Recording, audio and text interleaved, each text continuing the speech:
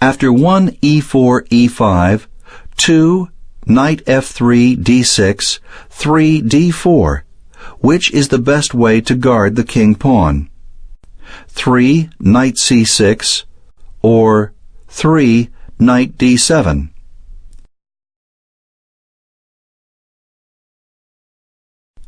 Incorrect. The natural 3 knight b8 c6 is the less desirable defense in this situation.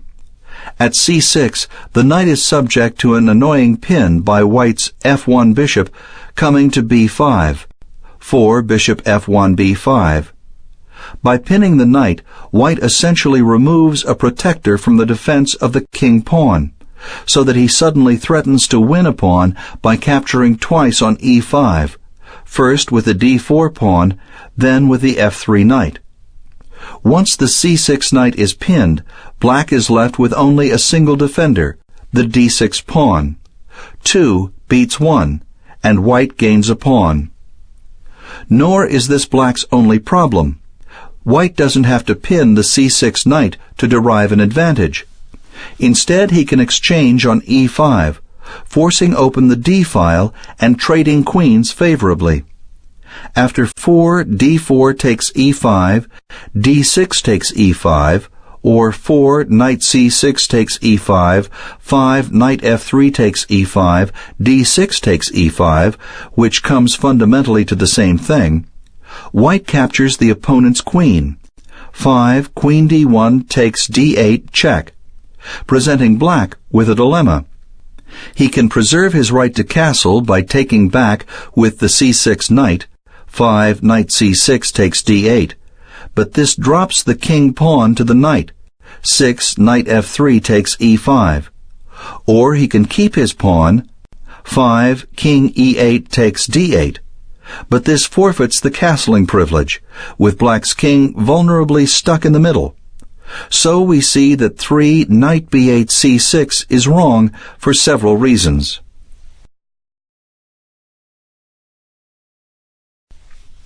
Correct.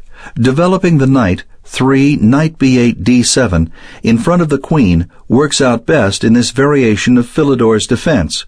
1 e2 e4, e7 e6, 2 knight g1 f3, d7 d6.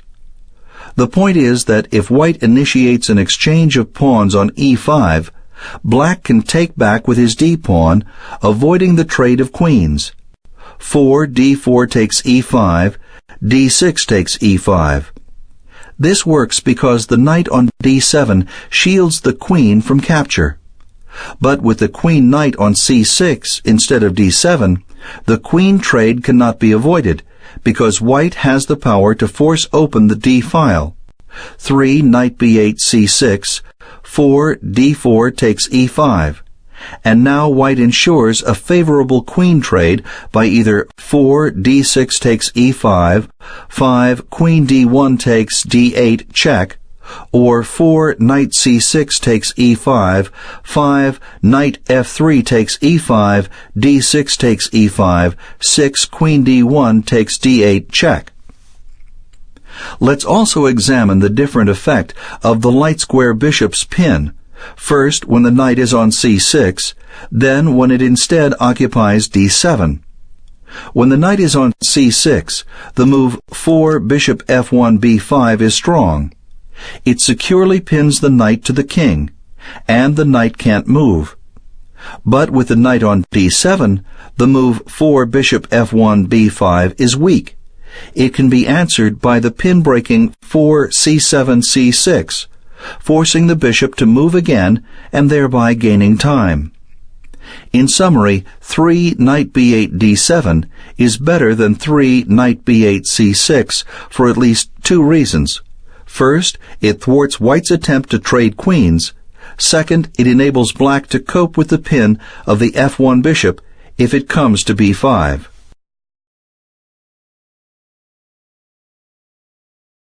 After 1 e4 e5, 2 knight f3, knight c6, 3 d4, how should black take white's queen pawn?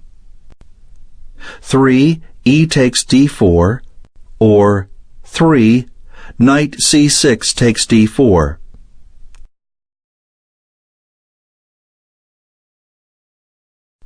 Correct. In the Scotch game, 1 e2 e4, e7 e5, knight g1 f3, knight b8 c6, 3 d2 d4, the capture 3 e5 takes d4 follows the general rule and is the right response. What rule are we talking about?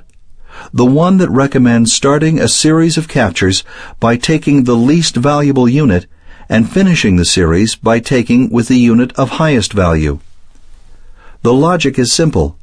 By starting a sequence of captures with the least valuable unit, you safeguard yourself against oversights and mistakes. Whenever you're not sure about the correctness of the transaction you're entering upon, it's better to endanger a less valuable unit, such as a pawn, rather than to risk a more valuable piece, such as the queen. Of course, this is a general principle. It shouldn't be adhered to absolutely. If your examination of a given position concludes that you should first take with your more valuable unit, please do so. In chess, specific move-by-move analysis, deduction, always takes precedence over generalized assumptive reasoning, induction. After the queen pawn is captured, 3 e5 takes d4. White should also follow the rule, recapturing with the less valuable of his two possible recapturers.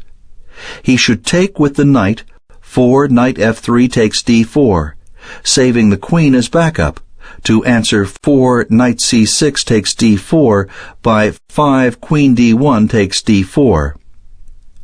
Black doesn't win material when he captures on d4, 3 e5 takes d4. He merely trades pawns. But he does gain something, and this is time.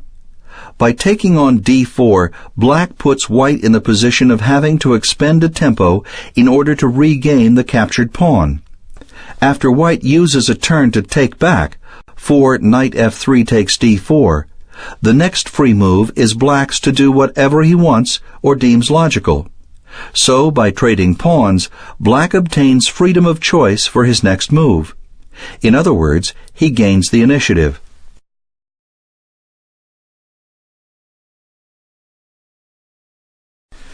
Incorrect. The capture with the knight, 3 knight c6 takes d4, cannot be recommended. White has two good continuations, both of which leave him with a superior position. First is 4 knight f3 takes d4. After 4 e5 takes d4, 5 queen d1 takes d4, white emerges with the edge in space and development. This is largely due to the placement of white's queen right in the middle of the board. Ordinarily, this could lead to problems, especially if black could attack the queen by developing new pieces. But here black has lost the best way to attack the opposing queen with the queen knight from c6. How can the queen knight attack white's queen if it no longer exists? Nor can black dislodge the queen by hitting it with the queen bishop pawn, 5 c7 c5. This would chase the queen away, but at too great a cost, because of the weaknesses incurred at d5 and d6. These two squares could never again, for this game, be guarded by a black pawn, once the c-pawn goes to c5. Funny thing is, white doesn't have to answer 3 knight c6 takes d4 with 4 knight f3 takes d4 to gain the advantage. He would also come out on top after 4 knight f3 takes e5 instead.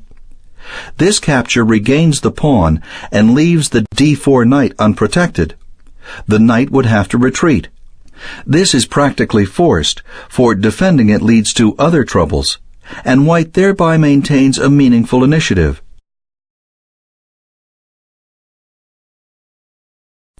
After 1 e4 e5, 2 knight f3, knight c6, 3 bishop b5, should black counterattack or defend? 3 a6 or 3 d6? Correct. The choice of most strong players is the counterattack 3 a7 a6. It forces a decision. Either the bishop will retreat to a4 when black acquires the future option of ending the bishop's attack on the c6 knight by the pawn block b7, b5, or the bishop will have to capture the c6 knight. This impairs the queenside pawn structure, but forfeits the advantage of the two bishops. You have the two-bishop advantage if you possess two bishops and your opponent has two knights or one bishop and one knight. After 4 bishop b5 takes c6, black should take back with the queen pawn 4 d7 takes c6, which is capturing away from the center. In most situations, one captures toward the center, usually for greater central control and to avoid inferior pawn imbalances. But here black must capture away from the center for tactical reasons. It enables black to defend his assailed king-pawn indirectly. If white now continues 5, knight f3 takes e5, black regains the pawn with the double attack 5, queen d8, d4, thanks to the open queen file created by taking away from the center d7 takes c6 on move 4. After the ensuing 6, knight e5, f3, queen d4 takes e4 check, 7, queen d1, e2, black trades queens and comes out with an excellent game.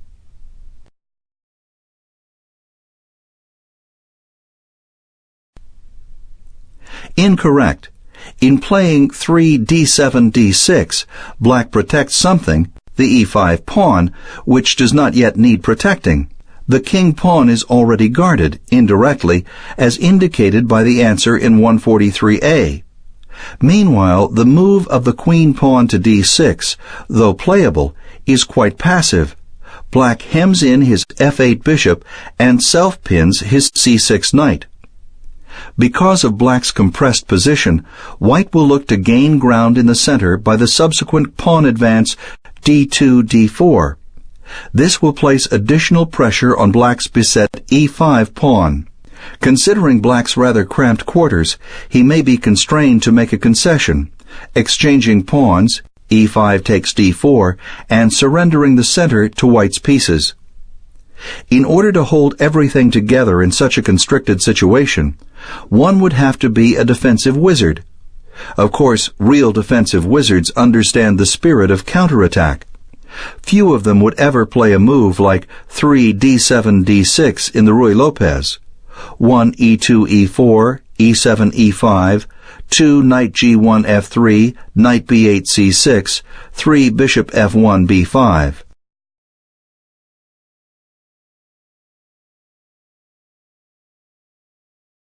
After 1 e4 e5, 2 knight f3, knight c6, 3 bishop c4, which is the right counter?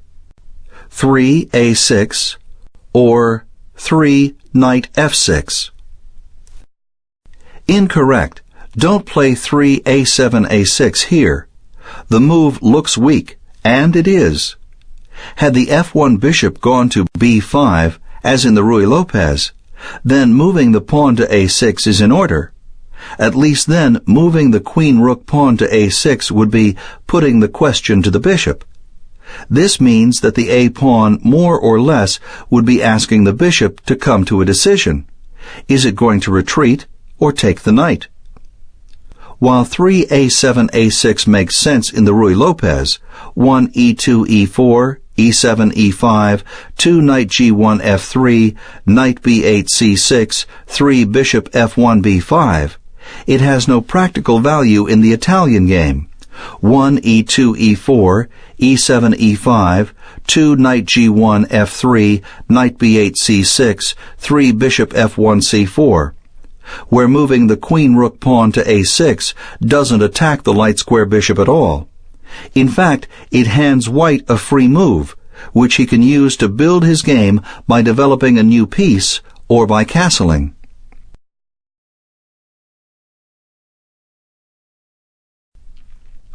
Correct. The better of the two choices is 3 knight g8 f6. Black activates a new piece, attacks the enemy king pawn, generally eyes the center, and prepares kingside castling. But there is one catch. The soft spot f7, defended only by black's king. White can produce a combined attack against f7 by moving the king-knight to g5, where it joins forces with the c4 bishop to menace this vulnerable square. How can black cope with the threat to f7? Not actually by guarding it, but by blocking out the c4 bishop with 4 d7 d5. This works, but the lines are intricate, and black better know them quite well to escape unscathed. If he's not familiar with all the nuances of 3 knight g8 f6, he should find an alternative third move, not 3 a7 a6, that avoids complications. An excellent option is 3 bishop f8 c5. It deters white from moving his knight to g5 because black's queen still guards this square. This is not true after 3 knight g8 f6 because the queen is obstructed by the f6 knight, so g5 becomes unprotected and therefore usable.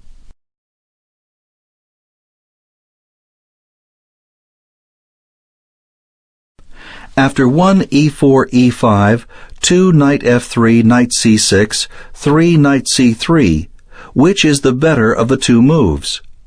3 bishop c5 or 3 h6? Correct. The developing move 3 bishop f8 c5 gets the nod, even though it's not the best developing move. This distinction goes to the knightly development 3 knight g8 f6.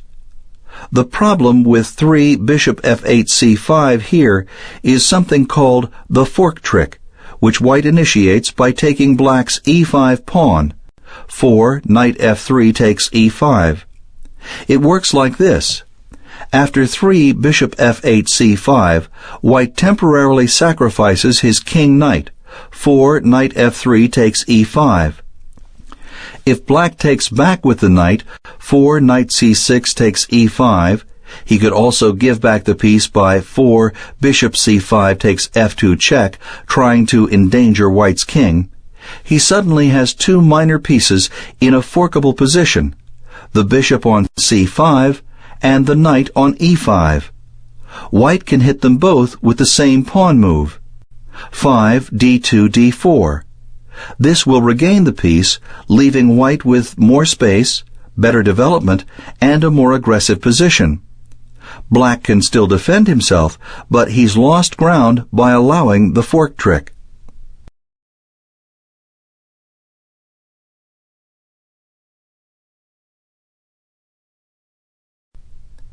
Incorrect. Thumbs down on 3 h7 h6, a completely unnecessary move with a side pawn and a typical beginner's mistake. It's played to prevent the white king-knight from moving to g5, but this is needless prevention, for black's queen already protects that square. Since the move also doesn't contribute to development, doesn't attack the center, and doesn't promote castling, what good is it? It's just a lost tempo, which creates weakness to itself, the h6 pawn, and to the square g6. White will follow with a better pawn move, 4 d2 d4, attacking the middle and opening lines for development.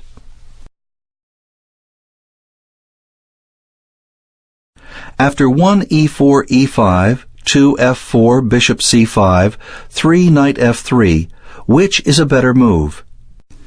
3 e5 takes f4 or 3 d6? Incorrect. It's definitely not time for 3 e5 takes f4. If black wanted to take on f4, then he should have done so on the previous turn, before white was set up. Once the king-knight comes to f3, white has everything necessary in place. White rebukes the capture of his bishop pawn, 3 e5 takes f4, by 4 d2 d4, smacking the dark square bishop across the face. The bishop is driven back, and white gains time to build his position further. And if black saves his bishop by giving a check on b4, white gains even more time by blocking the check with his queen-bishop pawn, 5 c2 c3. Regardless what black does with his bishop on move 4, white has established a classical pawn center with a big edge in time.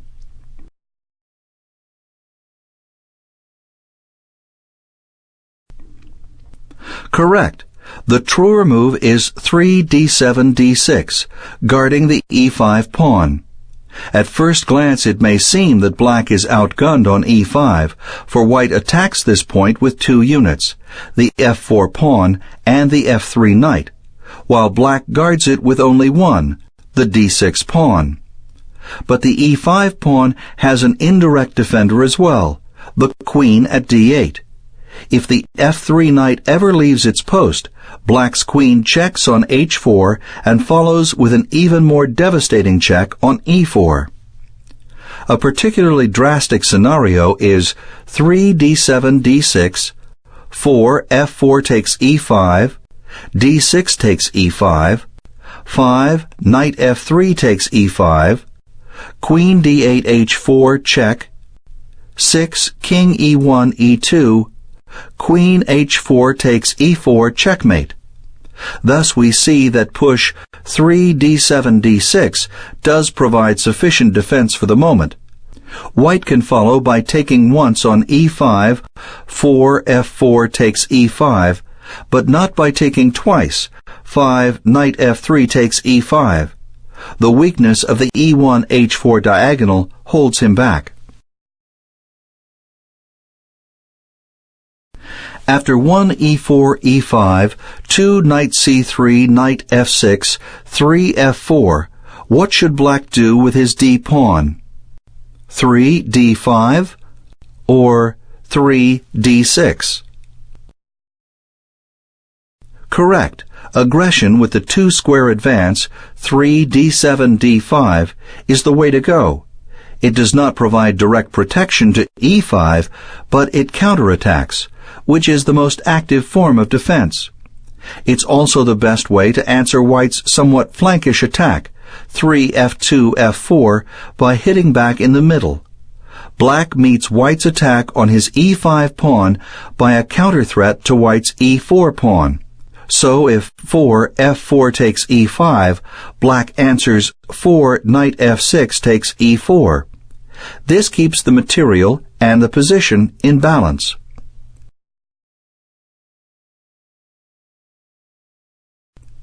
Incorrect. Black can do better than 3 d7 d6. It's playable, but extremely passive. The main problem is the obstruction of the f8 bishop. After 3 d7 d6, it's trapped inside the pawn chain. By playing 3 d7 d5, however, the bishop has no trouble finding a useful square for development. How should white continue after the quiet 3 d7 d6? He should continue to develop his forces. Moves like knight g1 f3, bishop f1 c4, d2 d3, and castling kingside come to mind. Black can do little to stop this build-up because his whole setup, thanks to his inactive third move, has left him with a cramped game devoid of zest.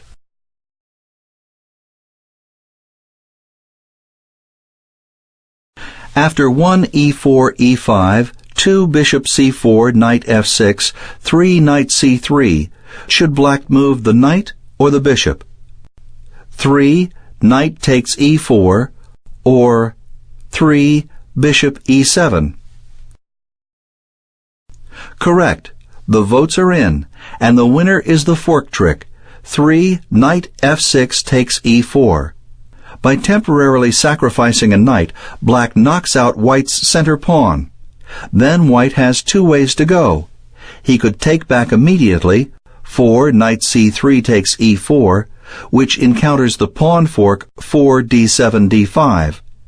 The outcome is that black wins back the minor piece, either the c4 bishop or the e4 knight, re-establishing material equality. Or, before taking on e4, white could first sacrifice his c4 bishop, 4 bishop c4 takes f7 check, figuring he's going to lose back the piece anyway. So why not do it by messing up the opponent's king? After 4, king e8 takes f7, 5, knight c3 takes e4, however, black still answers with 5, d7, d5, threatening the e4 knight and forming aligned pawns in the middle. Black's king is slightly at risk, but this is probably outweighed by black's central chances. The advice for white after 3, knight f6 takes e4 is to turn the opening into a gambit. This can be achieved by either 4, knight g1 f3, simply activating a new piece and preparing castling, or 4, queen d1 h5, enlisting the aid of the queen and converting to full-scale warfare. I especially recommend playing such gambits to developing players even when the attacking lines they choose are a little unsound. In trying to make them work, the student will be exercising and improving his tactical skills. Necessity will force him to be more creative. If you want to develop a particular style, immerse yourself in it every chance you get, and watch your play mature.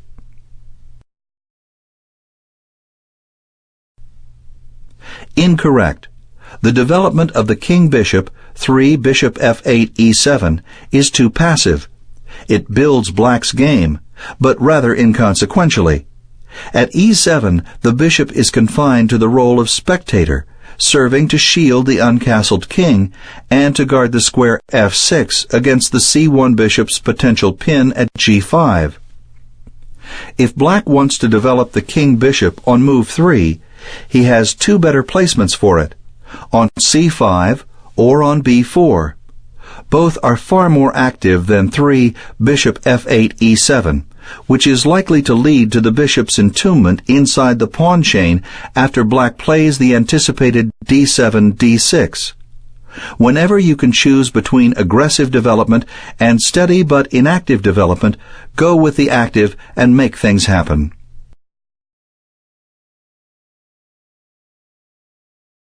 After 1 e4 e5, knight f3, knight f6, knight takes e5, should black copy white or do something different? 3, knight takes e4, or 3, d6. Incorrect. Taking the king pawn immediately, 3, knight f6 takes e4, is a mistake. This is a case of going too far to copy the opponent, and black gets punished for this mimicry by the white queen. 4, queen d1 e2. Suddenly black's e4 knight is attacked, and black cannot follow suit with his own queen by moving it to e7, for when white's queen takes on e4, it winds up protecting the knight on e5, so black therefore can't take back on e5 safely. Nor can black simply retreat the knight out of attack, for 4 knight e4 f6 runs head into 5 knight e5 c6 check. This is a devastating discovered check from the queen at e2. It allows white to get away with an additional unanswerable attack to black's queen at d8. Note that the black queen can't save itself by interposing on e7 because the knight on c6 also guards e7. Of course, black can try to uphold the knight on e4 instead of retreating it, but this is countered by 5 d2 d3, and black is still in trouble. The same retreat, 5 knight e4 f6, would then meet up with the same discovery, 6 knight e5 c6 check, and once again black loses his queen. As a rule, be careful of allowing the e-file to open with your king still uncastled. If you let this happen, you're running the risk of being pinned, or being discovered upon, or being unpleasantly checked.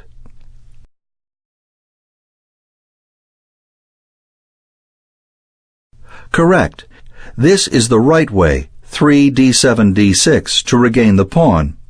First, black drives back the e5 knight. After the e5 knight withdraws to f3, then black can safely recapture the pawn. 4 knight f6 takes e4 without fear of being pinned. If white does follow with 5 queen d1 e2 pinning the knight, black's queen can move to e7, defending the knight and breaking the pin.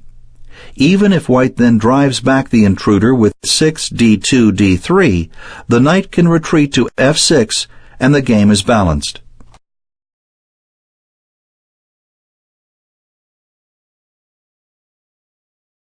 After 1 e4 e5, 2 d4 e takes d4, 3 c3, should black accept the gambit or defend the d pawn? 3 d takes c3 or 3 c5? Correct. Black should put white to the test by capturing the proffered pawn. 3 d4 takes c3. White will then either play 4 knight b1 takes c3, the half-Danish gambit, also called the Göring gambit, or offer a second pawn with 4 bishop f1 c4, c3 takes b2, 5 bishop c1 takes b2, the Danish gambit proper. In both cases, white gets a jump in development, as his pieces come out far more expeditiously than black's. White also has more play in the center, since he has a pawn asserting itself on e4. But black has committed no errors, and his game is fundamentally sound. With accurate defense, he should be able to neutralize white's attack and survive to tell the tale.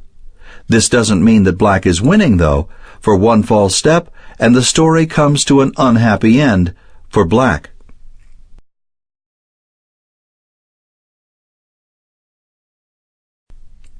Incorrect. The weaker move is 3 c7 c5. It just doesn't do enough. It doesn't develop anything, and it actually weakens several points along the d file, namely d5 and d6. It also fails to do what it sets out to do: guard the pawn at d4. White can simply take twice on d4. 4 c3 takes d4, c5 takes d4, 5 queen d1 takes d4, and regain the pawn. Or he can ignore this and retain the spirit of the gambiteer with 4 knight g1 f3, a productive developing move. This way, white aims to avoid bringing the queen to the center prematurely. So, let's see. The move 3 c7 c5 weakens certain squares, ignores development, and fails to fulfill its aim. Conclusion: it's not a good move and shouldn't be played.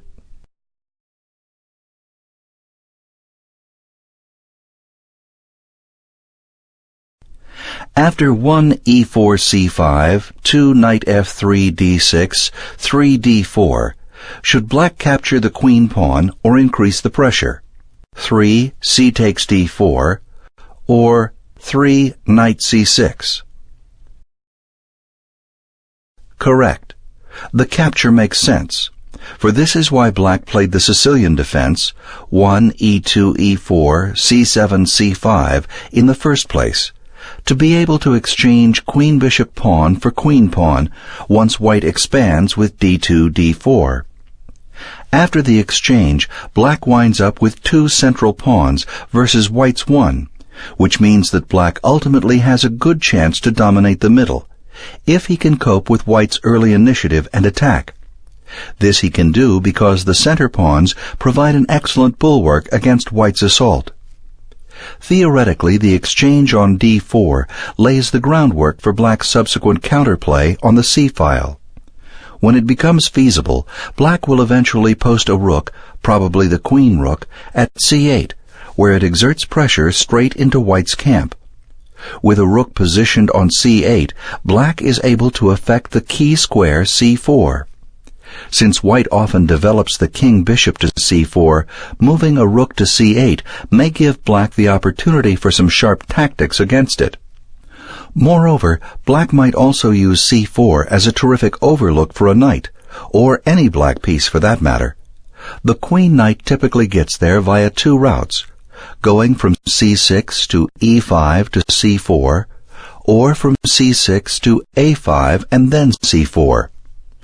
Either way, these attractive possibilities require a half-open c-file, open just for black, so that the invading knight can be supported. How does black obtain a half-open c-file? By exchanging his c-pawn for white's d-pawn. Incorrect. The move of the queen-knight 3 knight b8 c6 is mistimed. If bringing the queen-knight to c6 were really part of black's plans, he should implement this idea on move 2 instead of advancing the queen-pawn 2 d7 d6. And if he's insistent on playing 2 d7 d6, he should first trade pawns on d4.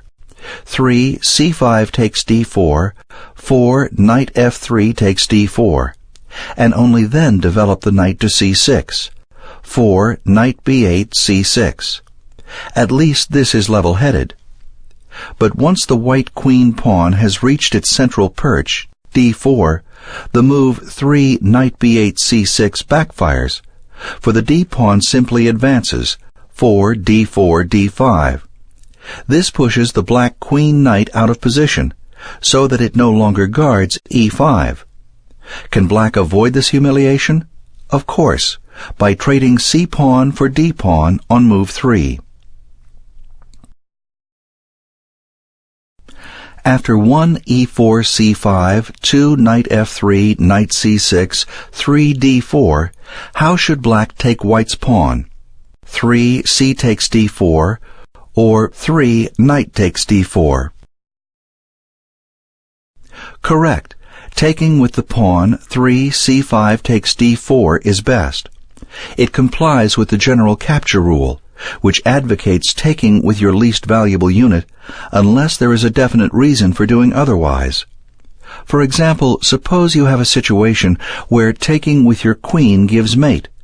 In such a case, are you really going to worry about violating the principle? After the exchange of pawns on d4, 3 c5 takes d4, 4 knight f3 takes d4, black obtains the next free move, the next move that does not require a particular response. True, white's d4 knight is then in position to capture black's c6 knight, but this is not a threat. The c6 knight is adequately guarded by 2 pawns, which is pretty good protection in my book. How should black use his free move? To develop the king-knight toward the center, 4 knight g8 f6, assailing white's e4 pawn.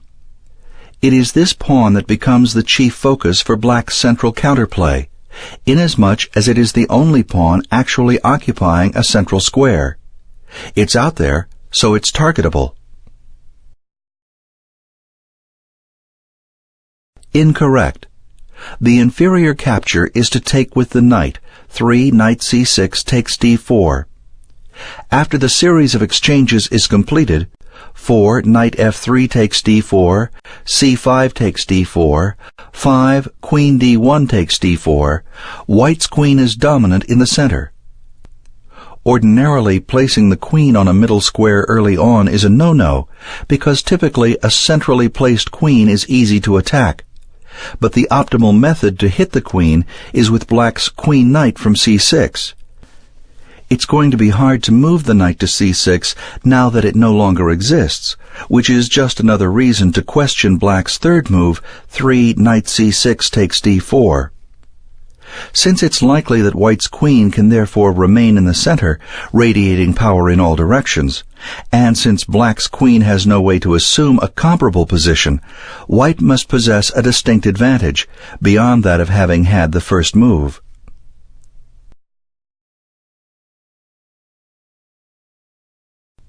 After 1 e4 c5, 2 knight f3, knight c6, 3 bishop b5, which is the more interesting knight move? 3 knight d4 or 3 e5? Incorrect. This may surprise you, but we're not enamored of 3 knight c6 d4. Yes, it puts a piece in the center, and it even attacks the b5 bishop, but white has a comfortable reply. He can make the black knight and its threats simply disappear by 4 knight f3 takes d4. After black takes back, 4c5 takes d4, it's apparent that white has gained time. He already has a piece in the field, the king-bishop, and he can use his next move to develop a new piece or to get his king to safety. Castling serves both purposes. Where did black go wrong? He broke the rule which in the opening discourages moving a piece more than once without necessity or special purpose. In the beginning, let's say over a period of 2 moves or whatever, it tends to be more prudent to develop 2 different pieces rather than to move the same piece twice. True, there are always exceptions, but 3 knight c6 d4 isn't one of them.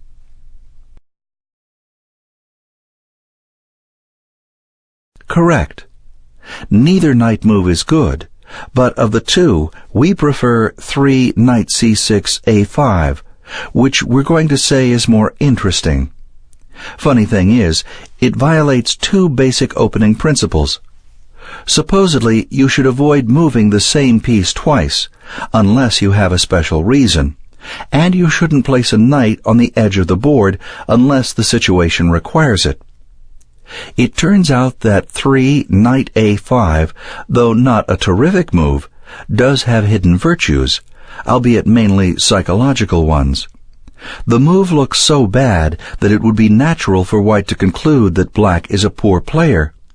But the move has been played in master practice, and it does contain a drop of poison for the unwary.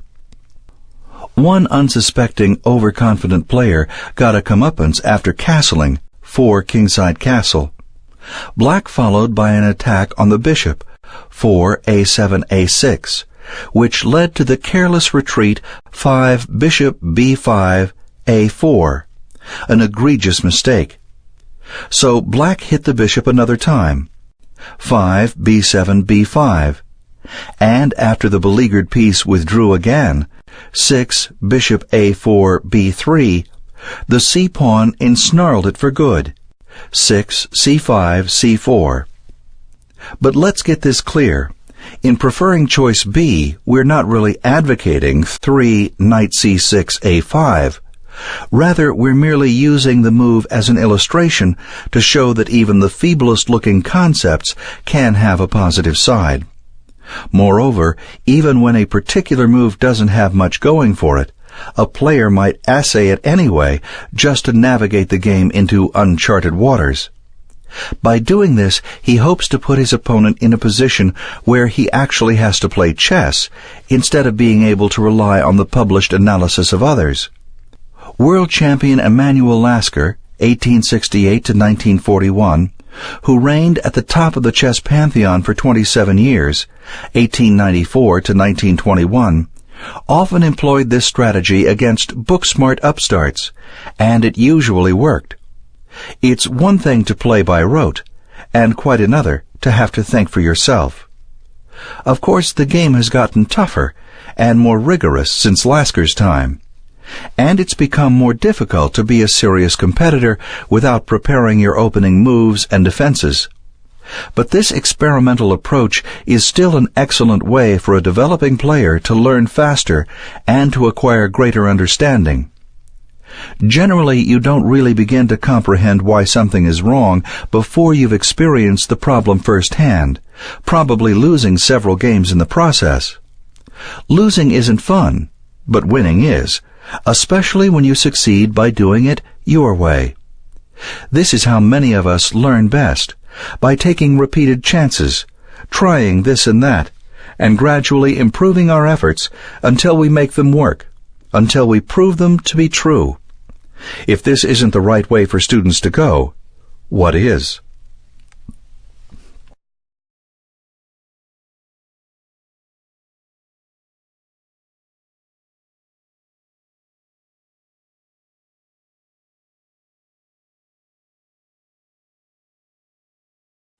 After 1 e4 c5, 2 knight c3 e6, 3 g3, which center pawn should black move? 3 d5 or 3 e5? Correct. The good pawn move is 3 d7 d5. It's the logical consequence of black's second move, 2 e7 e6. After the two-square advance 3 d7 d5 and the ensuing exchange 4 e4 takes d5, e6 takes d5, black's d5 pawn will come under additional fire by 5 bishop f1 g2. But black's resources are quite adequate. He will be able to uphold d5 without making concessions, maintaining a central presence and a corresponding degree of activity.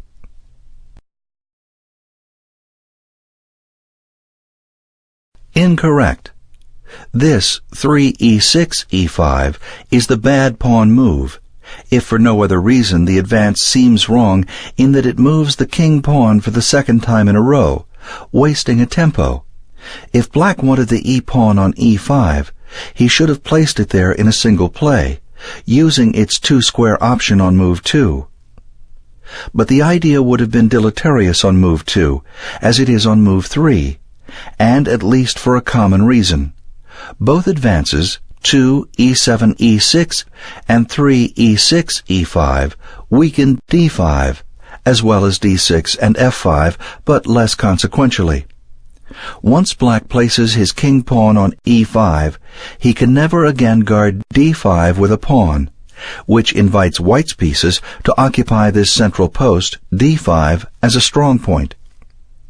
For the most part, if black wants to deter white from advancing his queen pawn to d4, he usually moves up one of two pawns. Either he plays out the queen-bishop pawn to c5, or the king pawn to e5, but seldom both, especially in the first few moves of the game when time is so critical. This doesn't mean that black doesn't ever move both his c and e pawns out two squares in the beginning, but when he does, it's usually to set up a very specific opening formation. A case in point is a system made popular by former world champion Mikhail Botvinnik, in which the first few moves might go 1 e2 e4, c7 c5, 2 knight b1 c3, knight b8 c6, 3 g2 g3, g7 g6, 4 bishop f1 g2, bishop f8 g7, 5 d2 d3, d7 d6, 6 knight g1 e2, e7 e5. Black's last move, and in fact the entire layout, is designed to really clamp down on d4. This formation makes sense, but the combination of 1 c7 c5 and 3 e6 e5 in our given situation doesn't. It's too early to play both these advances, and the Botvinnik system is nowhere in sight.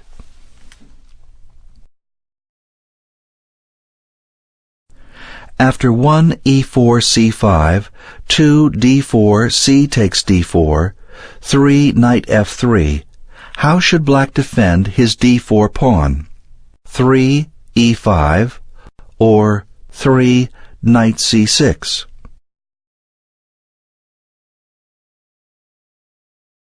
Incorrect. Trying to hang on to the pawn by 3 e7 e5 has a bad reputation. This despite the fact that the move sets a clever trap. If white gobbles the bait and grabs the king pawn with his knight, 4 knight f3 takes e5, black steals the knight with the queen check, 4 queen d8 a5 check. No matter how white ends the check, say 5 bishop c1 d2 for example, black's queen then takes the e5 knight for free. But why does white have to fall for this wily snare? Instead, he could calmly develop the king-bishop, 4 bishop f1 c4, immediately seizing the squares weakened by black's third move, 3 e7 e5. With his king pawn on e5, black has no adequate way to block out white's light square bishop, which cuts across the critical squares d5 and e6 to strike at the opponent's Achilles heel, the square f7. Moreover, by making a gambit of the situation with the subsequent advance c2 c3, white will open additional lines, all of which could be used to fuel a rapidly building initiative. As a rule, you shouldn't play a trappy move that only works if the opponent falls for it and that rebounds against you when ignored. In fact, never assume your opponent is going to blunder. Certainly play moves that give your opponent a chance to go wrong, but make sure you haven't placed your own foot in the trap. Even if your opponent is truly inexperienced, if you give him an opportunity, he might refute your mistaken lure by accident. He might zing you, even though his play is totally random. But this raises a question. Is there ever a time you should consider playing a move you know to be bad? The answer is yes. For example, if your game seems incurable and defeat seems inevitable, it might be worth it to try an inferior move that contains an insidious trap. If it works, you win, plain and simple. And if it fails, well, you had nothing to lose because you were going to lose anyhow.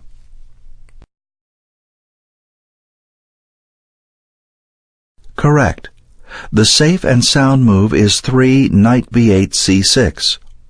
The queen knight is brought to its most effective square. Why should black distort his game by trying to hold on to the d4 pawn? Better to develop as white invests some effort to recapture the pawn.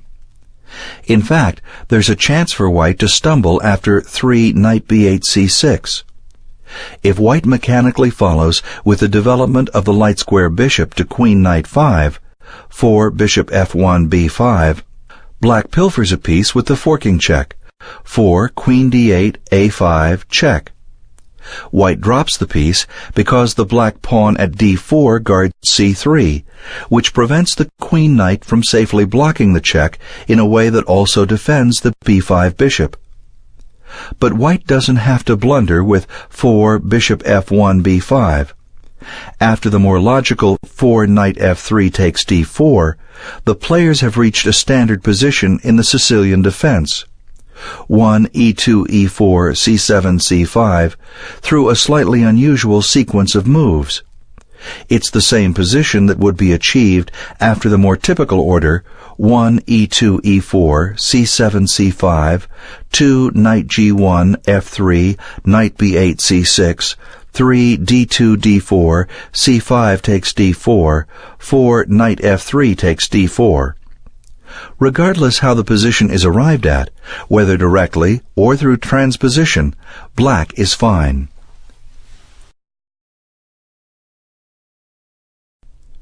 After 1 e4 knight f6, 2 e5 knight d5, 3 c4, should black's knight move forward or backward? 3 knight b4 or 3 knight b6?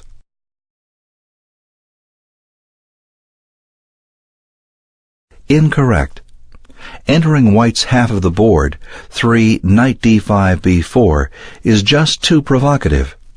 Without incurring any great risk, white can drive back the intrusive knight, 4 a2 a3, with a gain of time and space. And then there's the problem of choosing a retreat square for the knight. Withdrawing to a6, 4 knight b4 a6, positions the knight on the edge of the board, completely out of play. But retreating to c6, 4 knight b4 c6, deprives the knight on b8 of its best square. Ultimately, black's knights wind up stepping on each other's toes. The verdict? Don't answer 3 c2 c4 by 3 knight d5 b4. Correct. The retreat 3 knight d5 b6 is in order. On b6, the knight is safe from further pawn attacks, except for one. The queen-bishop pawn can move to c5, besetting the knight once again. But this is fine, for the knight can return to d5, confident that no white pawn can thereafter coerce it from the center. This is so because at this point, both the white c and e pawns would be on the 5th rank, past the frontier line, unable to actually attack d5. In fact, this very advanced pawn mass could prove to be a liability. in that white's C and E pawns may have outrun their supply lines. They would be closer to the enemy attackers and further from their friendly defenders. This is overextension, and it's the usual outcome of a failed onslaught. It's the way an unjustified assault is typically rebuffed, by hitting the attackers when they're disoriented and out of position.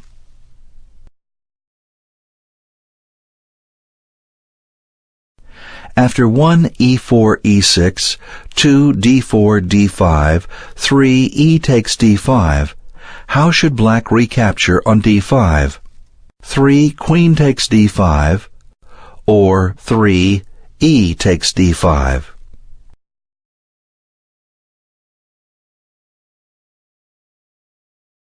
Incorrect. Not entirely accurate is the experimental queen capture 3 queen d8 takes d5.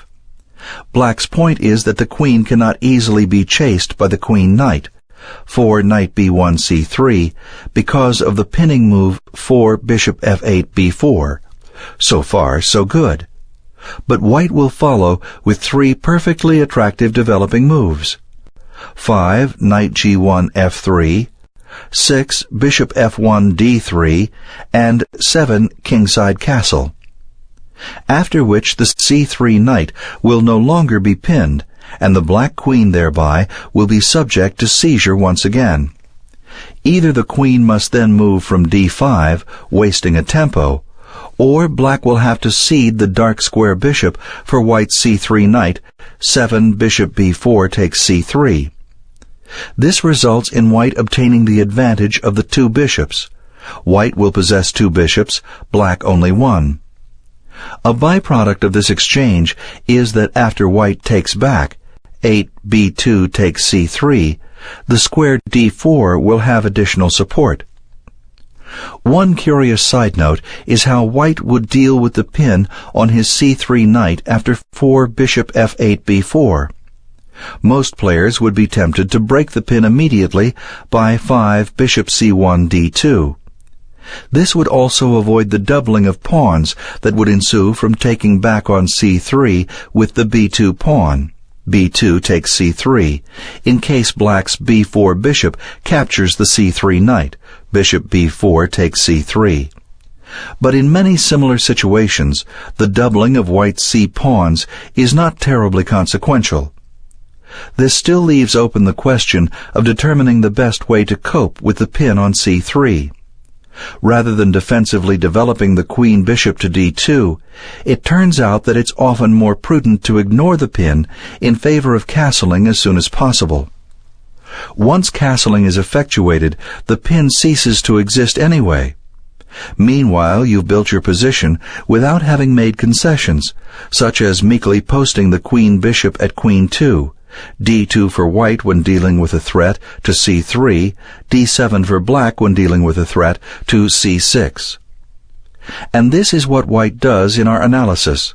He develops the king knight, 5 knight g1 f3, and king bishop, 6 bishop f1 d3, and then castles, 7 kingside castle. The pin is ended. His game is enhanced, and white has not wasted any time deploying his queen bishop acquiescently. This means that he still has the possibility of moving the bishop to g5 or to some other active square without having wasted a tempo, which would be the case if the bishop had first played to d2 to end the pin.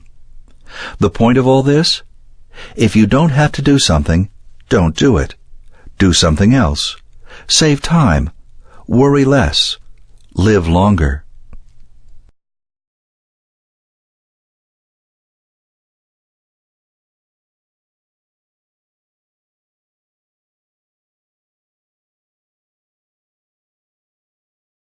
Correct.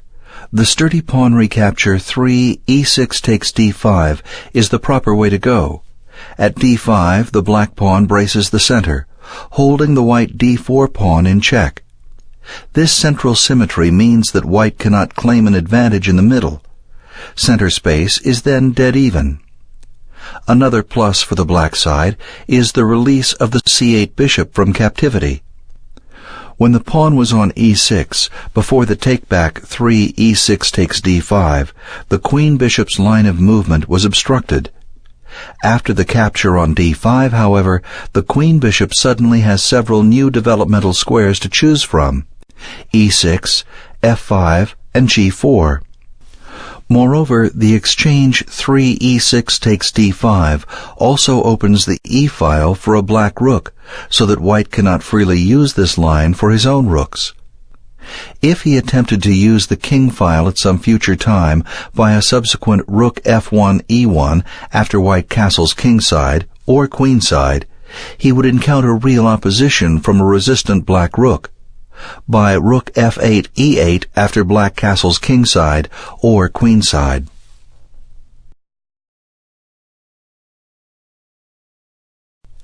After 1 e4 e6, 2 d4 d5, 3 e5, which is a better c-file move? 3 c5 or 3 knight c6? Correct. The forward thrust of the bishop pawn, 3 c7 c5, wins hands down. The interlocking pawn chain in the middle, white pawns on d4 and e5, black pawns on d5 and e6, dictates the coming strategy. Here the pawns play the leading roles, not the pieces. The pawns must therefore be free to advance, unencumbered by obstructing knights and bishops. By starting the assault on white's center with the advance 3 c7 c5, black attempts to undermine the pawn chain by knocking out its base, here the pawn at d4. Then, after the groundwork has been laid by first moving the c-pawn to c5, black can mount additional pressure on d4 by developing the queen-knight to c6. If necessary, black can even follow with the development of the queen to b6, which also assails the square d4. But it can't be the other way around, moving the queen-knight before the c-pawn. For if the queen-knight is developed to c6 before the c-pawn is moved to c5, the c-pawn is suddenly blocked. It wouldn't be capable of moving at all, which means that black would probably be unable to pressure d4 significantly, inasmuch as his c-pawn and queen would then be out of the immediate picture. The c-pawn wouldn't be able to move to c5, and the queen couldn't follow by going to b6. Incorrect. The formal developing move 3 knight b8 c6 is impotent. It lacks the vigor needed to pressurize white's center meaningfully. White can actually ignore the attack on d4 altogether after black impedes the advance of his own c-pawn by developing the queen-knight to c6. If so desired, white can simply answer by playing the friendly c-pawn to c3, establishing a virtually unassailable link of pawns from b2 to e5. In the meantime, white will use the interim to steadily build the position, aiming for a future kingside campaign. The only real way to stop this is for black to get his own activity against white's center. Without the weaponry supplied by a movable c-pawn, however, this could prove to be an insurmountable task. As a rule, if you're entering into an opening system where it might be desirable to have the ability to move your c-pawn 2 squares ahead, try not to block the c-pawn by developing your queen-knight in front of it. Either move the c-pawn out first before moving out the knight, or move the queen-knight to a square not in front of the c-pawn. Or delay moving the knight anywhere until circumstances clear up and you suddenly know what to do.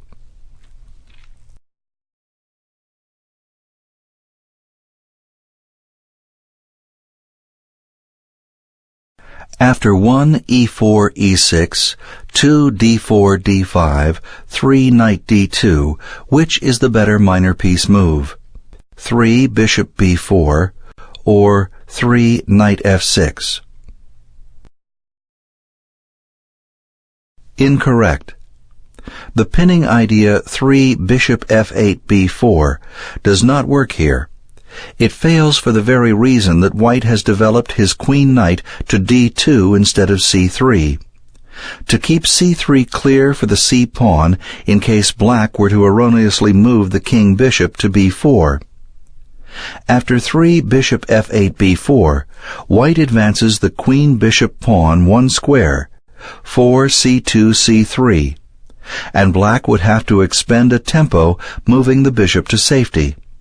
Meanwhile, white's position would be enhanced by the linked pawns running from b2 to e5, providing greater central security.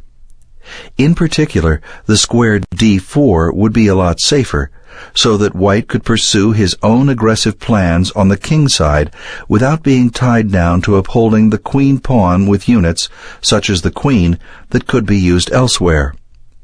After c2 c3, the d-pawn would be as solid as a rock.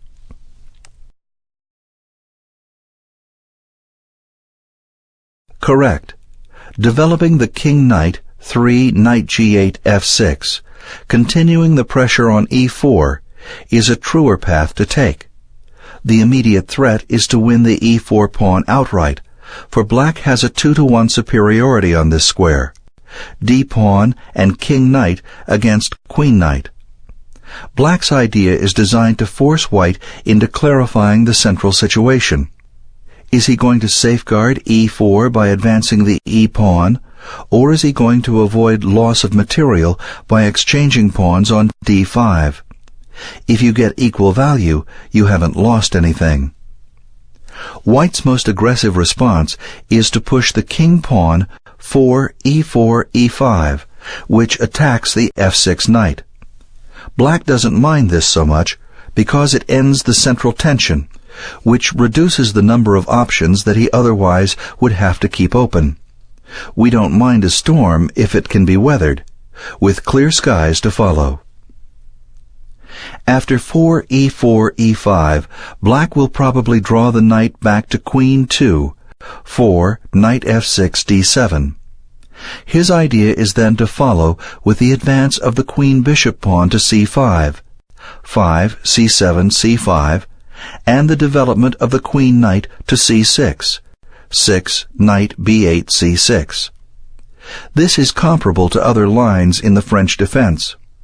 White gains an edge in space because his king-pawn occupies a square in the opponent's half of the board.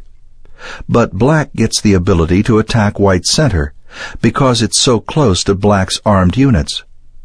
Who's in the catbird seat? As in so many instances, the stronger should come out on top.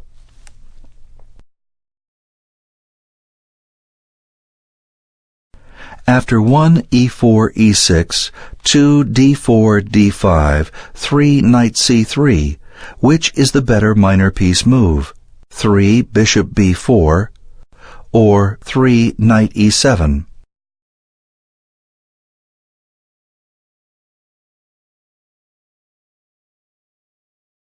Correct. The superior of the two moves is 3 bishop f8 b4.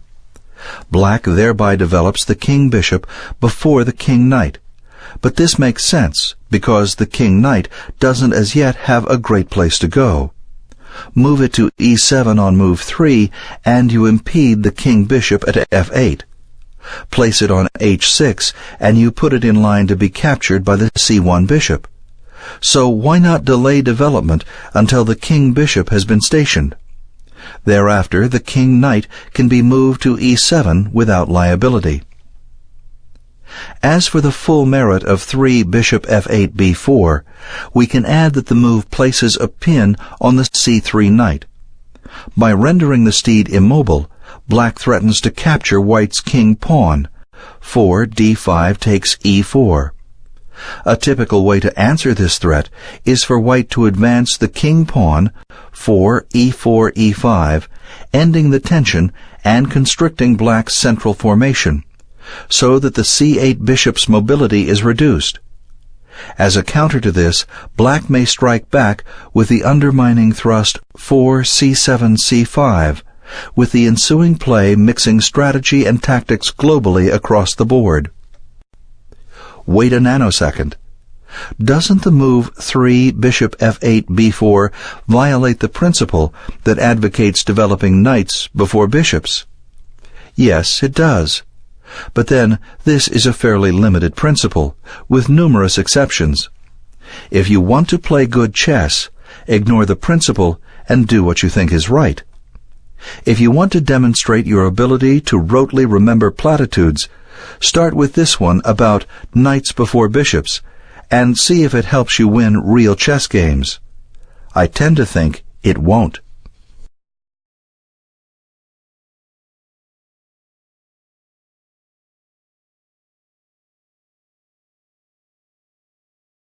Incorrect. At this point, move 3, developing the king-knight to e7 shouldn't turn out too well. On e7, the knight blocks in the f8 bishop, so in order to get this bishop out, either black will have to move the e7 knight again, or commence a kingside fianchetto, g7, g6, greatly weakening the dark squares. Since black has already retarded the development of his queen-bishop by positioning the king-pawn on e6, moving the knight to e7 only compounds the problem. Thereafter, neither of black's bishops will be serving optimally. Moreover, the move 3 knight g8 e7 doesn't have any bite to it either, for this particular placement doesn't attack white's king-pawn, as does the development 3 knight g8 f6. So, let's see. It causes problems, and it doesn't really do anything. I say we don't play it.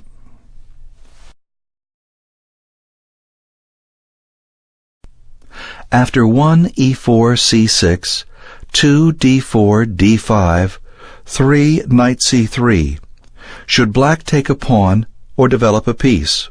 3 d5 takes e4, or 3 knight f6.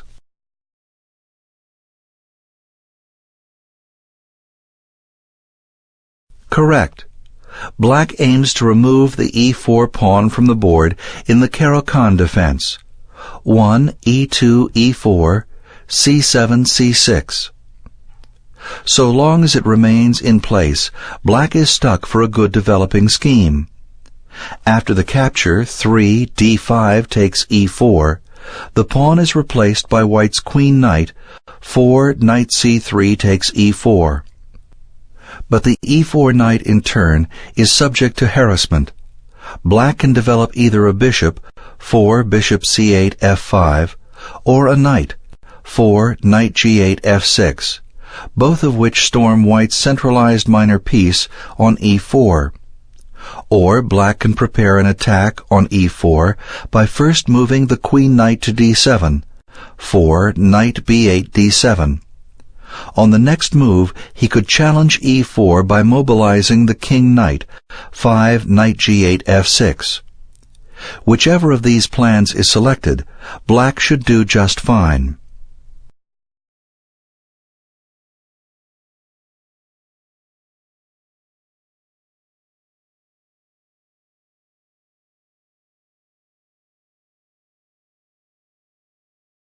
Incorrect. Not only is this knight move, 3 knight g8 f6, inefficacious, it's actually quite detrimental to black's game. White meets the threat to the e4 pawn by turning the attack around to threaten black, 4 e4 e5, to which the defender has only inferior responses.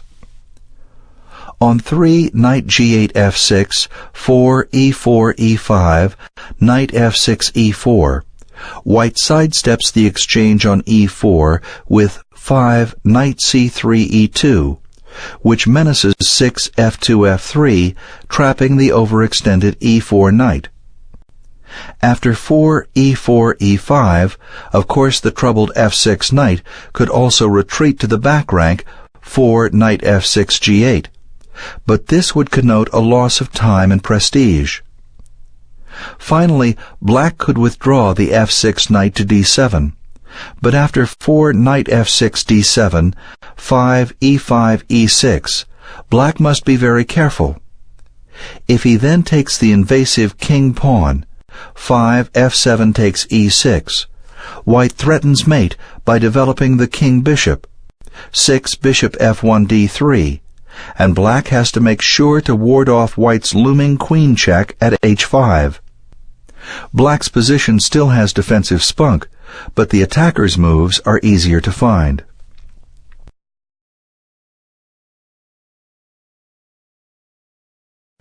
After 1 e4 c6, 2 d4 d5, 3 e5, should black develop or solidify his center, 3 bishop f5, or 3 e6? Correct. The better move is 3 bishop c8 f5, activating the bishop before it gets locked inside the pawn chain. After the queen-bishop is so developed, then black can follow by advancing the king-pawn 4 e7 e6. This illustrates why some players opt for the Caro-Kann, 1 e2 e4 c7 c6, over the French 1 e2 e4 e7 e6. In the Caro-Kann, black can get his queen-bishop out before it gets locked inside the pawn chain. He can't do this in the French defense, however, because the e6 pawn obstructs the c8 h3 diagonal from move 1 onward. Thus, in the French defense, the c8 bishop is often identified as the so-called problem bishop because of its limited scope.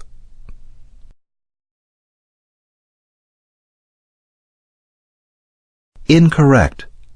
The push 3 e7 e6 is premature at this juncture. The idea is to open the line of the f8 bishop, paving the way for the counter c6 c5. But what's good for one black bishop can be bad for the other. Playing 3 e7 e6 opens a path for the dark square bishop while impeding the light square bishop's diagonal, c8 h3. With a little foresight, however, black can have the best of both worlds. He can delay the king-pawn's movement until the queen-bishop is activated to f5. After 3 bishop c8 f5, black can follow with 4 e7 e6, and then develop the king-bishop. This way both bishops can participate, and neither is hindered by pawn obstructions.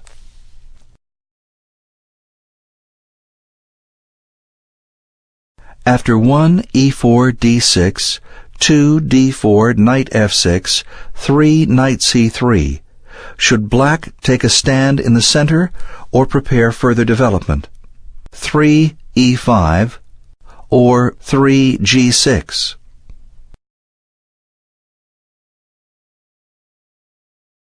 Incorrect. The timing is not right for 3 e7 e5. First, white trades center pawns, 4 d4 takes e5, d6 takes e5. Then he follows by trading queens. 5 queen d1 takes d8, check. King e8 takes d8. The result is that black's king is stranded in the center, without the ability to castle, subsisting as a standing target for white's pieces. If black were so desirous of playing e7 e5, he should do it on the first move, making the game a double king-pawn opening. But once black initiates the Pirc defense, 1 e2 e4 d7 d6, the counterattack of the king-pawn is ruled out, at least not without further preparation. Instead, black should look to develop the king-bishop by flanking it at g7, 3 g7 g6. Moreover, if black is really intent on moving the king-pawn, he might try placing the queen-knight on d7 first. This avoids the exchange of queens when and if the d-file opens, because the knight at d7 functions as a shield between the opposing queens. Correct. There is no need to take a stand in the center just yet, so 3 g7 g6 is quite logical. Nor can white use this apparent respite to barrel through the center, for the d6 pawn provides just enough resistance to thwart the advance of white's king-pawn. If white does follow by moving the king pawn, 4 e4 e5, black exchanges pawns, 4 d6 takes e5, 5 d4 takes e5, and then trades queens, beginning with 5 queen d8 takes d1 check. In the ensuing circumstances, black has excellent chances. If white doesn't push the king pawn to e5, black will use the next few moves to complete his development and to get the king to safety. Thus, black would probably continue by completing the fianchetto 4 bishop f8 g7 and castling kingside, 5 kingside castle. Black might wind up not moving the king pawn at all. Instead, he could attack d4 by throwing out the queen-bishop pawn to c5, thereby trying to obtain play while avoiding obstruction to the a1 h8 diagonal at e5. It's another way to go, and it's not a bad one.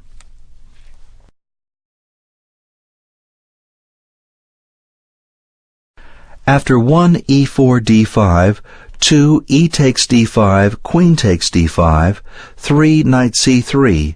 Should the queen flee or do something aggressive? 3 queen a5 or 3 queen e5 check. Correct. Nothing wrong with running toward the board's outer perimeter, 3 queen d5 a5. At a5, the queen is safe from time-gaining attacks by white's pieces and pawns, so black can devote his efforts to calling up the rest of the forces. Curious thing is that even from the side of the board, the black queen incandesces tremendous power. For one, Her Majesty stands sentinel over the middle focal points at d5 and e5. Moreover, once white advances the d-pawn 2 squares to d4, which is bound to happen soon, the queen knight at c3 will automatically be in a pin, queen at a5 to king at e1. Thus, even though it costs black an extra tempo to get the queen to a5, it's not such a bad idea because of all that the queen does from there.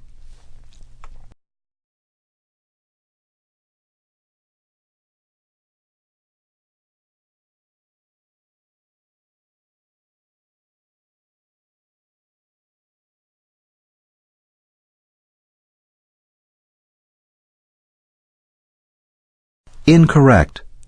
Keeping the queen in the center, 3 queen d5, e5 check, is too ambitious and should misfire. Not that the idea of combining defense and attack isn't laudable, but this is not the way to make it work. White easily deals with the check, 4 bishop f1 e2, developing a piece in the bargain. No matter how black responds, white then has a choice of ways to assail black's queen. White can attack the opposing queen either with the king knight, 5 knight g1 f3, or the queen pawn, 5 d2 d4, depending on which is a more effective response to black's fourth move. Both of these rejoinders gain time on the queen, and both are moves that white would like to play anyway. So black's queen check, 3 queen d5, e5 check, makes little sense. It merely helps white build his own game.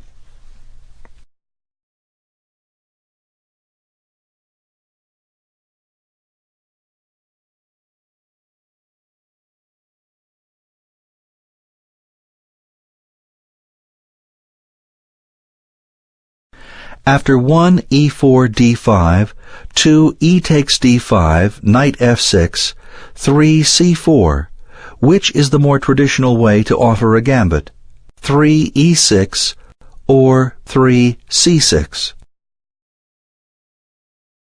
Incorrect. This sacrifice of the king pawn, 3 e7 e6, is the relatively new Icelandic gambit. If white accepts the pawn, 4 d5 takes e6, black's pieces come leaping out of the starting gate with 4 bishop c8 takes e6. White will be on the defensive for quite some time, playing catch-up on development while being careful to safeguard his king.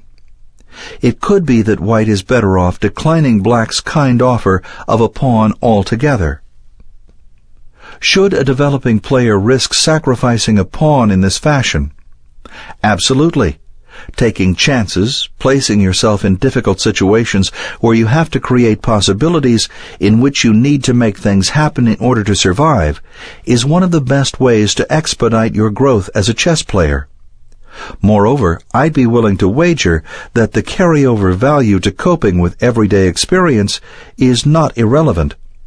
Don't underrate the merit of what can be learned in the black and white jungle.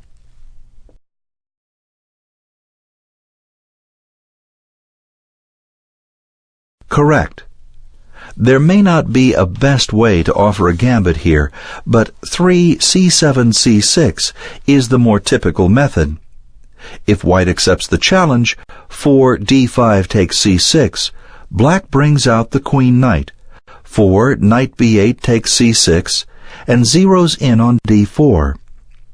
By following with a subsequent two-square advance of the king pawn, 5 e7 e5, black should have sufficient activity to justify the offer of a pawn. For this reason, many players prefer turning down the gambit, instead transposing into the Panov-Botvinnik attack of the Caro-Kann defense, with 4 d2 d4. It's usually arrived at by a different move order: 1 e2 e4, c7 c6, 2 d2 d4, d7 d5, 3 e4 takes d5, c6 takes d5, 4 c2 c4. The other good thing about this transposition, as is the case whenever moves are transposed, is that its unexpectedness could take the play out of the opponent's hands. It's all about control. You want to maintain control when you already have it, and seize control when you don't.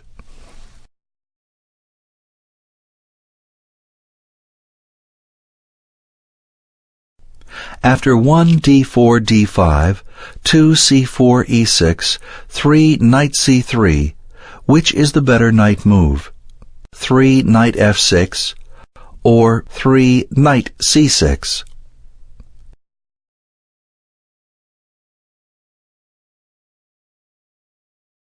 Correct. Developing the king-knight, 3 knight g8 f6, is the better idea. Black thereby announces his intention to quickly position the king-bishop, usually 4 bishop f8 e7, followed by castling kingside, 5 kingside castle. Once black's king is safely tucked away, he can turn his focus to the center and queenside. The actual approach will depend on what white does. Black could decide to bolster the center by advancing the queen-bishop pawn, c7 c6, or he may choose to menace white's queen pawn by the counter c7 c5. Still another plan is to flank the queen-bishop, first advancing the queen-knight pawn, b7 b6, and then deploying the bishop, bishop c8 b7. Regardless which of these schemes is selected, black has good options stemming from the building move 3 knight g8 f6.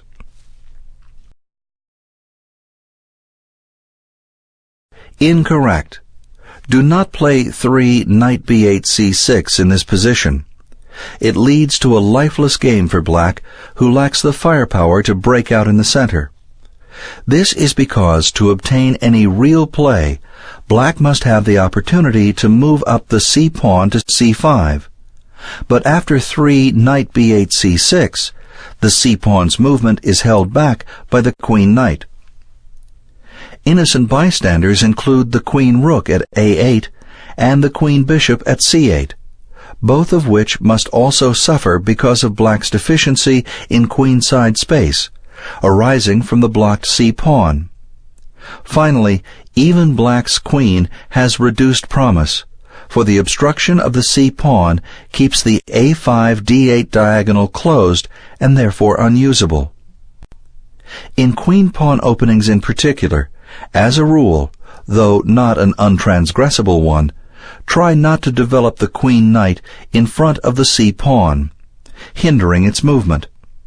Usually you'll need the possibility of advancing the c-pawn in order to muster serious activity in the center and on the queen side. Otherwise, your play could be non-existent. After 1 d4 d5, 2 c4 d takes c4, 3 e4, which is the better move for black's king-pawn? 3 e6 or 3 e5? Incorrect. The one-square advance, 3 e7 e6, is entirely too conservative. After white recovers his gambit pawn, 3 bishop f1 takes c4, he will have everything he could desire from the opening. He will have open lines for development, 2 classically aligned center pawns, an unimperiled king, and a growing initiative. If black doesn't react quickly and with spirit, he'll be chased off the cliff. Just because black starts out as the second player and superficially the defender doesn't mean that he has to remain on the defensive.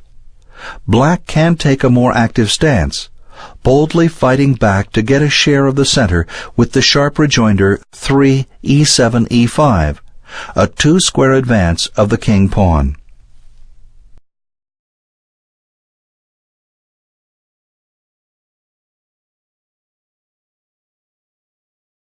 Correct. The two-square advance 3 e7 e5 is the more enterprising and better choice. The reason many players would be dissuaded from trying it is that it appears to lose the king-pawn. But the apparent offer is just a cog in a whole system of counterplay that enables black to hold his own. Up front we see two things about the move 3 e7 e5. It places the king-pawn where it can be taken for free by white's queen-pawn. 4 d4 takes e5. But it also issues its own forewarning, menacing in turn the expropriation of the very thing threatening to capture it, that same white queen-pawn. 4 e5 takes d4. If white responds by taking the king-pawn, 4 d4 takes e5, black trades queens. 4 queen d8 takes d1, check. 5 king e1 takes d1, leaving white's king vulnerable in the center, which is one of the key aspects of black's counter-gambit. In order to avoid this debilitating queen trade and the concomitant change in fortune of white's king, white instead can answer 3 e7 e5 by the developing move 4 knight g1 f3. After the opening of the d-file, 4 d4 takes e5, and the exchange of queens, 4 queen d8 takes d1 check, 5 king e1 takes d1, black can retain his c-pawn, 5 bishop c8 e6, which ordinarily falls victim to white's f1 bishop, bishop f1 takes c4. This is why black can afford to sacrifice the e-pawn. He knows, on his side of the ledger, that losing the e-pawn doesn't matter so much, because he can keep his c-pawn, ensuring material balance. So we see the move 3 e7 e5, though a sacrifice on the surface, actually leads to equality in force. The reason it works so well is because it's played with a gain of time. The time is gained by virtue of the direct attack on white's d4 pawn, which in some way must be answered. This threat stops white in his tracks. The move 3 e7 e6, on the other hand, does not. It threatens nothing, so white can merrily proceed with the building of a fine game. To buffer the sting of this counter-gambit, 3 e7 e5, white usually delays the two-square advance of the king-pawn, 3 e2 e4, instead opting to develop the king-knight first, 3 knight g1 f3. This seizes control of e5, so that if black then offers the king-pawn, 3 e7 e5, white can take it with the knight, 4 knight f3 takes e5, avoiding the opening of the d-file and the ensuing trade of queens.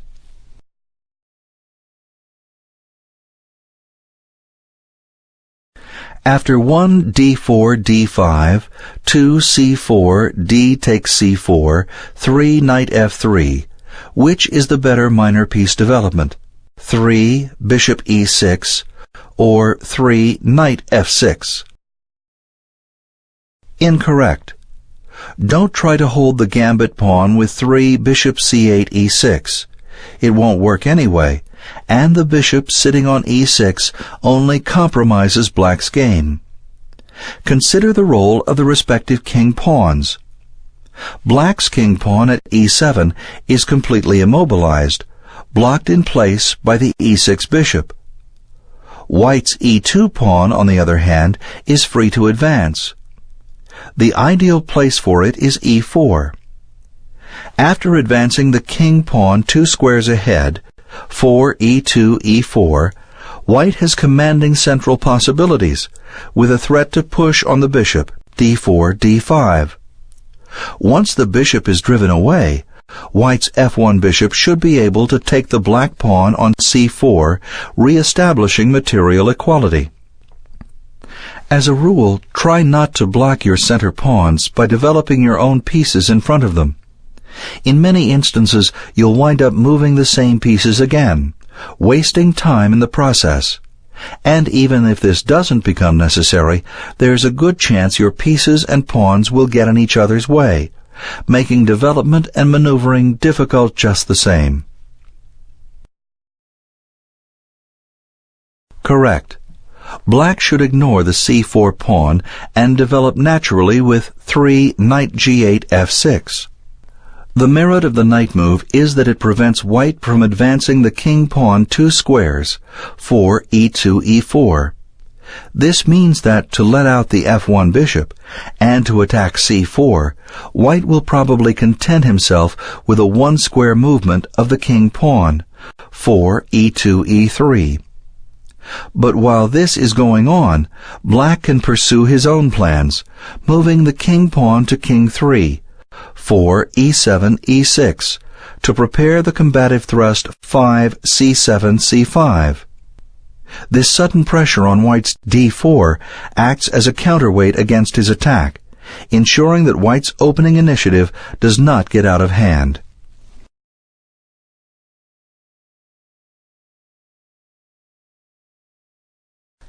After 1 d4 knight f6, 2 c4 e6, 3 knight c3, how should Black develop his king bishop? 3 bishop b4 or 3 g6? Correct. The better move is to use the dark square to pin White's queen knight, 3 bishop f8 b4. By doing so, Black neutralizes the knight and takes control of the square e4. If White were thinking of playing his king pawn up 2 squares, the idea now has to be put on hold. For after 4 e2 e4, Black could take White's king pawn for free. 4 knight f6 takes e4. Note how Black's dark square bishop attacks both the c3 knight, which sits on a dark square, as well as the function of this knight, which is to guard e4, a light square. It's possible that White could menace the b4 bishop with the queen-rook pawn, hoping to drive off the pesky minor piece. But this comes to nothing, for Black has no qualms surrendering bishop for knight. 4 a2 a3, bishop b4 takes c3, check. 5 b2 takes c3. Although Black has given White the 2 bishops at this point, he's saved time and doubled White's pawns. Here, this is not yet terribly significant. Moreover, Black still retains control of e4, thanks to the f6 knight.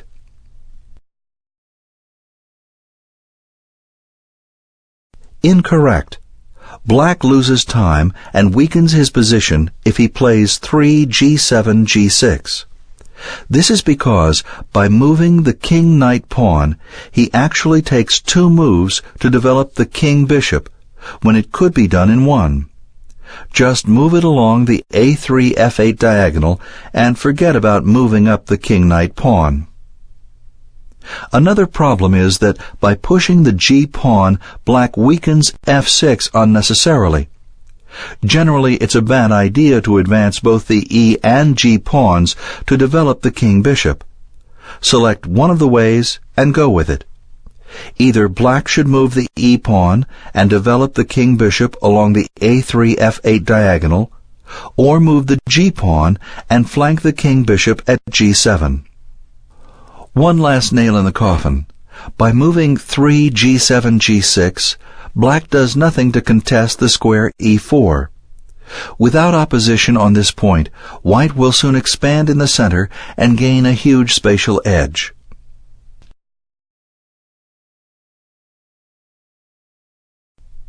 After 1 d4 knight f6, 2 c4 g6, 3 knight c3, which is the better choice? 3 bishop g7 or 3 b6? Correct. Black has two good moves here. One of them is to complete the fianchetto started on the king's side, 3 bishop f8 g7.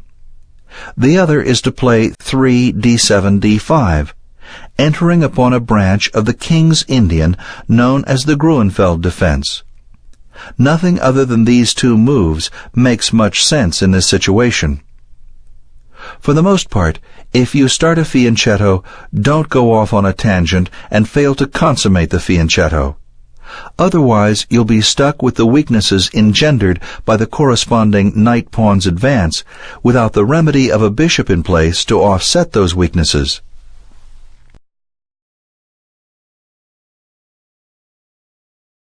Incorrect.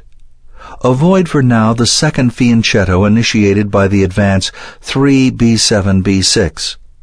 Don't make the mistake made by some players who reason that if one fianchetto is good, two must be twice as good.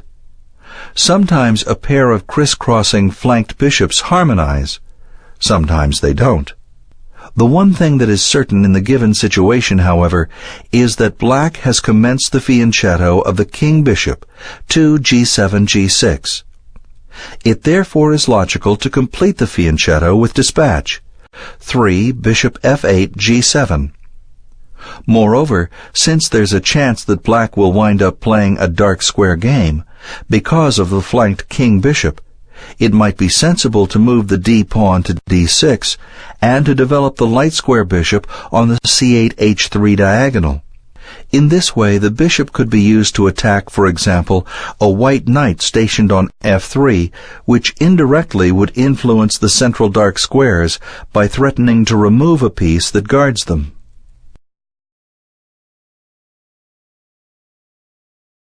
After 1 c4 e5, 2 knight c3, knight f6, 3 knight f3, should black defend the king-pawn or push it? 3 knight c6 or 3 e4? Correct. The e5 pawn needs a guard, and black best supplies one by 3 knight b8 c6. In addition to protecting his center pawn, by bringing out the queen-knight, black maintains the equilibrium in development. This gives black two knights in the field, the same as white, so neither side is far ahead. Another satisfactory way to support the e-pawn would be with the queen-pawn, 3 d7 d6. But this slightly inhibits the development of the king-bishop at f8.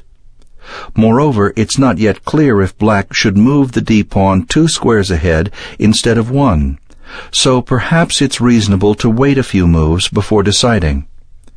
Could there be a better waiting move than 3 knight b8 c6, a building idea that black would like to implement anyway?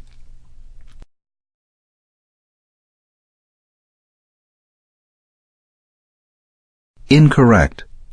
Impelling the e-pawn forward, 3 e5 e4, is an error, for the adventurous foot soldier outruns its support. The f3 knight shifts to attack mode at g5, black's queen must defend from e7, and then white's queen provides the exclamation point at c2, with the king-pawn soon falling. 4 knight f3 g5, queen d8 e7, 5 queen d1 c2. Next move, white's g5 knight gobbles the morsel on e4. 3 attackers dominate 2 defenders, and we don't need the new math to explain it. Black has overextended himself, and that's that.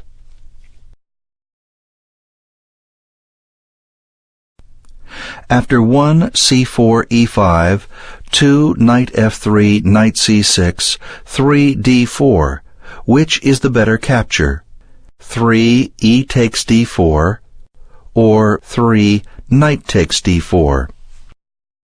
Correct. Taking with the pawn, 3 e takes d4, is the loftier way. The capture is more or less necessary because the white queen pawn menaces an advance to d5, dislodging the c6 knight out of position. No time is wasted by the capture on d4, since in order to maintain material equality, white must spend a tempo to take back with an already developed piece. 4 knight f3 takes d4. After the take-back, black has a temporary initiative and can use it to develop a new piece, either the king-knight or the king-bishop. What about white's potential threat to take the queen-knight, doubling black's c-pawns?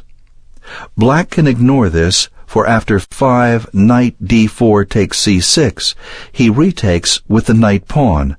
5 b7 takes c6. Adding pawn power to the center and opening the b-file for the queen rook. Certainly this is not a transaction for black to fear. Incorrect. The knight capture 3 knight c6 takes d4 is dead wrong. It doesn't lose material, but it gives away too much in space and time, and too much in development and security. After white takes black's knight, 4 knight f3 takes d4, and black recaptures with the king pawn, 4 e takes d4. White's queen assumes the center with 5 queen d1 takes d4. It's this last move by white that causes most of the problems. From the center, the white queen reigns supreme, attacking in all directions, and with real menace. Normally this kind of placement is impossible, for a white queen occupying d4 can usually be driven away by black's queen-knight from c6. But this cannot be, for here the queen-knight has left the playing arena for good. 3 knight c6 takes d4, 4 knight f3 takes d4. The result is that white has a significant advantage and should be able to maintain a strong initiative right into the middle game. As a rule, don't draw the enemy queen to the center if you can't see a way to exploit this positioning, especially if you can't unseat the queen with a gain in development and/or time. Otherwise, you'll be defending yourself for quite a while, possibly till the start of the next game.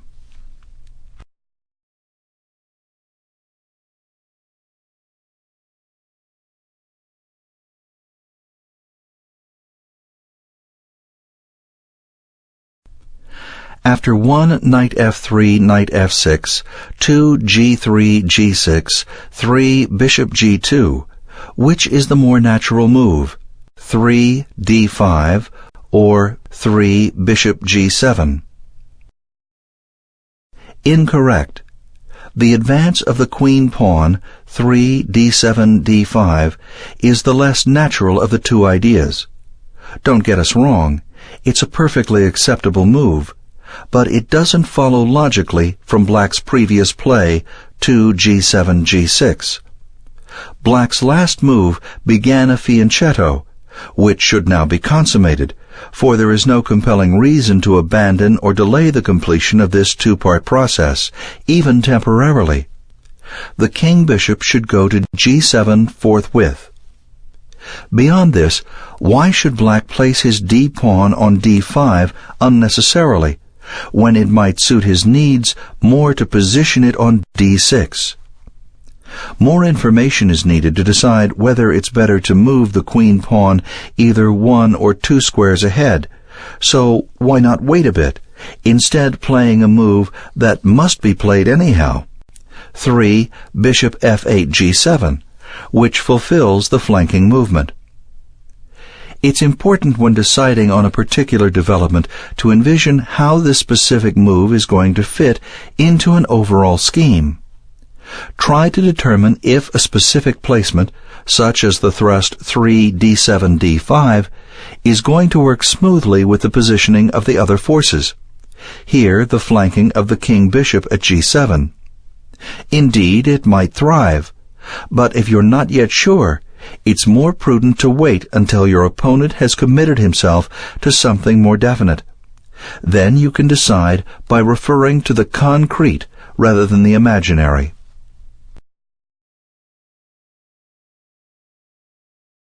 Correct.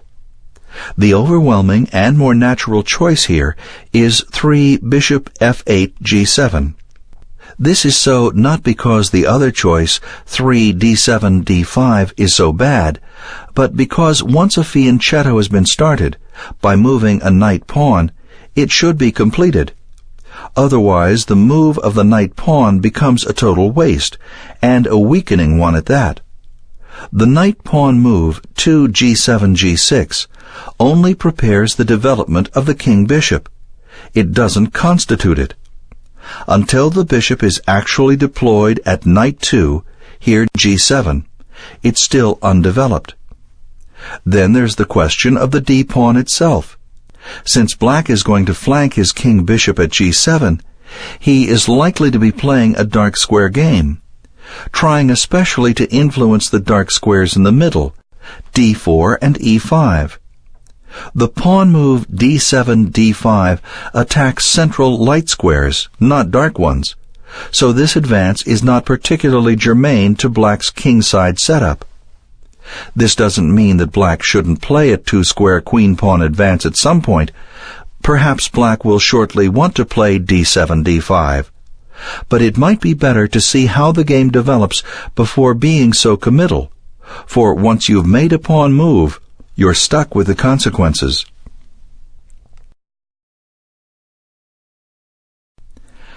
After 1 knight f3 d5, 2 c4 d takes c4, 3 e3, should black defend c4 or develop a piece? 3 b5 or 3 knight f6? Incorrect.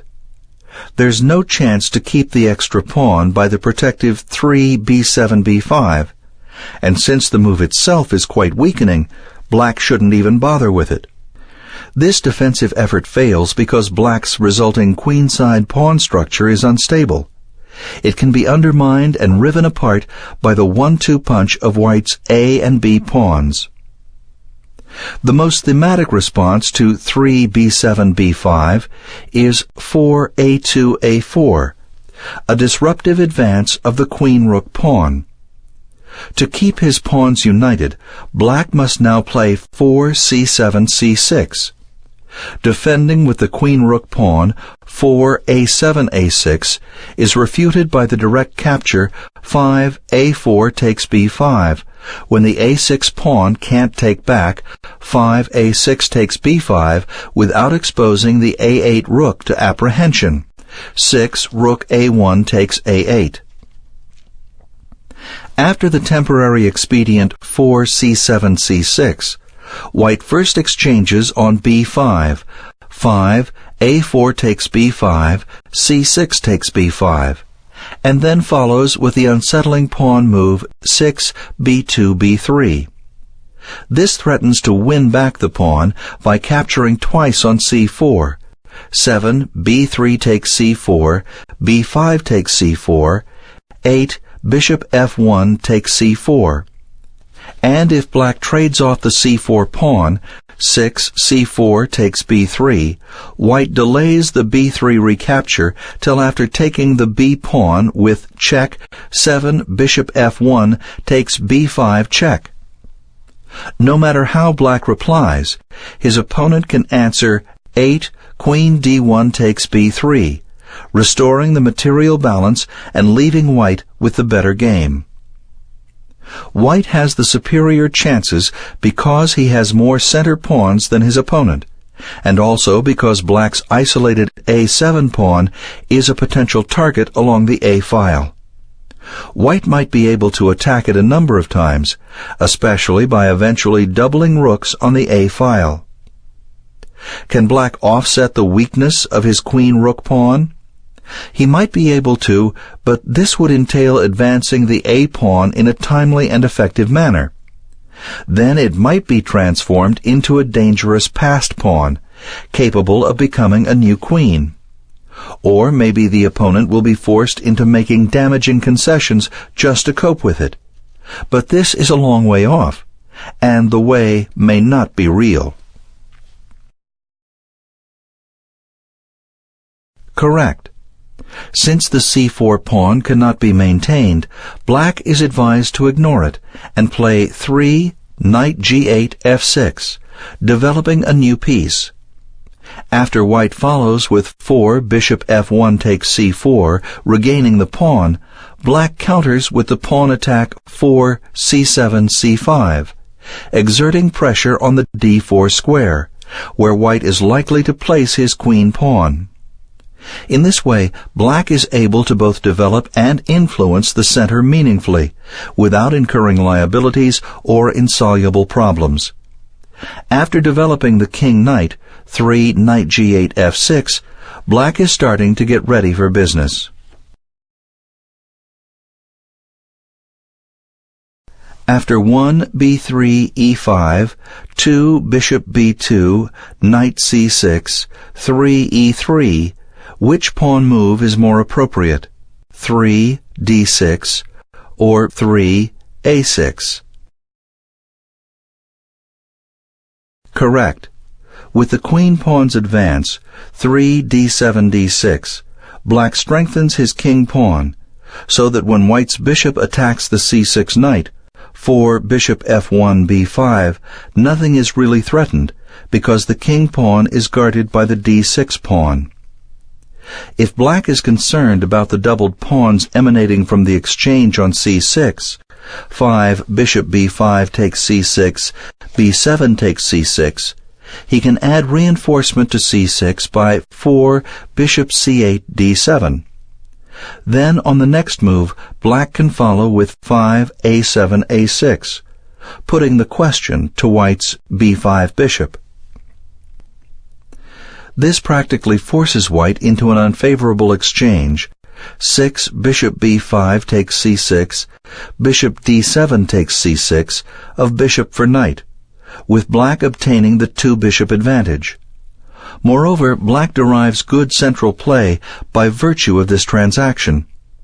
His center pawns will guard the dark squares, and his c6 bishop will patrol the light ones.